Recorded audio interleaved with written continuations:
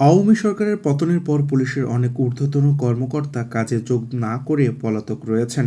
এসব কর্মকর্তা পেশাদারিত্ব ভুলে অতি উৎসাহী হয়ে বিরোধী দলের নেতাকর্মীদের গুম, ক্রসফায়ার, হত্যা, রিমান্ড, নির্যাতন, গণগ্রেপ্তার করে জেলে পাঠানো, গায়েবী মামলা দিয়ে হয়রানি করতেন। এ কাজের জন্য তৎকালীন সরকার ব্যাচ ডিঙ্গে পদোন্নতি দেওয়া, দুর্নীতি ও অপকর্মের জন্য কোনো ব্যবস্থা না নেওয়া সহ প্রত্যক্ষ ও পরোক্ষভাবে তাদের পুরস্কৃত করেছে। 186 কর্মকর্তা এখনও কাজে যোগ দেননি। এদের বিরুদ্ধে আগস্টে গণহত্যার একাধিক মামলা রয়েছে। সরকার তাদের কাজে যোগ দিতে বললেও তারা কাজে যোগ দেননি। স্বরাষ্ট্র মন্ত্রণালয় থেকে পলাতক হিসেবে গণ্য করলেও এখনও গ্রেপ্তার করা যায়নি।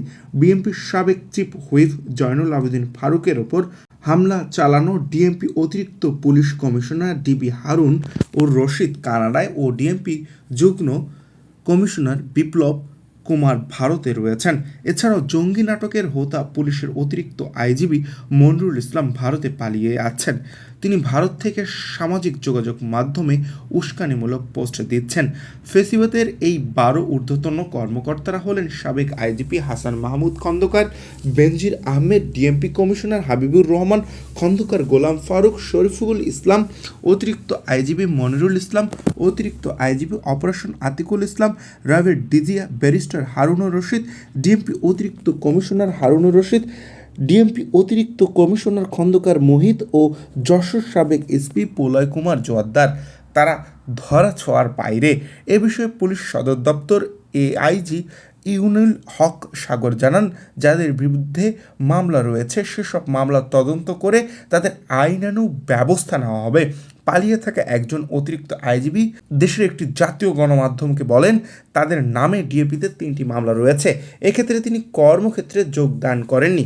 সংশ্লিষ্ট সূত্র জানা গেছে, 5ই আগস্টের পর আলোচিত সমালোচিত 186 পুলিশ কর্মকর্তা এখনও চাকরিতে রয়েছেন। কর্মস্থলে উপস্থিত না হওয়ায় পুলিশ সদস্যরাদের মধ্যে 1 অতিরিক্ত আইজিপি, 7 অতিরিক্ত ডিআইজি, 2 পুলিশ সুপার, 5 সহকারী পুলিশ সুপার, 5 পরিদর্শক, 14 উপপরিদর্শক ও সার্জেন্ট, 9 সহকারী উপকমিশনার, 7 নায়েক ও 135 কনস্টেবল রয়েছেন। তাদের বেতন স্থগিত করা থাকলেও হাজিরা খাতায় তাদের নামে অনুপস্থিত লেখা রয়েছে।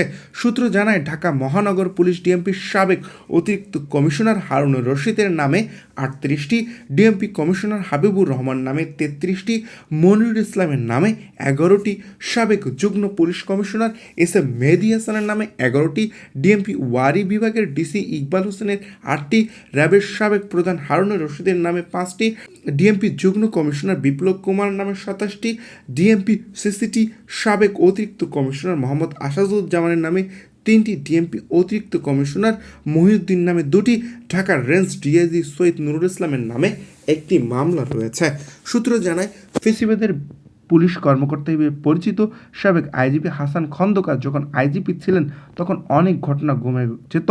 তার মধ্যে বিএনপির সাংগঠনিক সম্পাদক ইলিয়াসের গুমের ঘটনা রয়েছে।